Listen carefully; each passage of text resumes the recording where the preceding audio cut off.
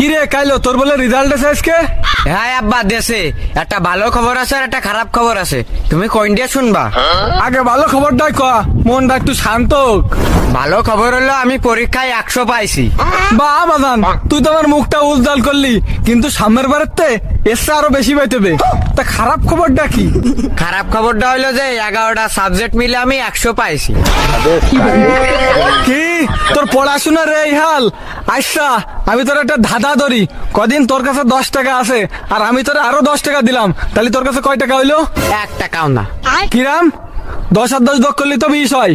তুমি তো জানো না, আমার পকেটে মস্ত বড় একটা ফুটো, ওই পকেটে সব টাকা পড়ে গেছে। তোর সাথে আর কথাই কব না, বাড়ি যা, বাড়ি যা গুছাই আসকে যা। ওই কোড়লের মায়ের বিয়ে দাওয়াত খেতে যাইতে হবে। আব্বা, বিয়েতে মনে হয় ফ্রি খাওয়া যায়, তাই না আব্বা? ফিরিতি মানে আমরা উপহার নিয়ে যাবার না?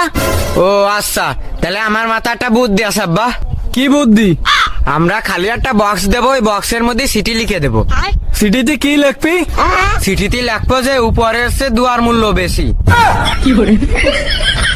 তুই কি আমার সাবাল নাকি কোনো কিপটে বুতির বংশধর? কি আব্বা, রাগ করলা?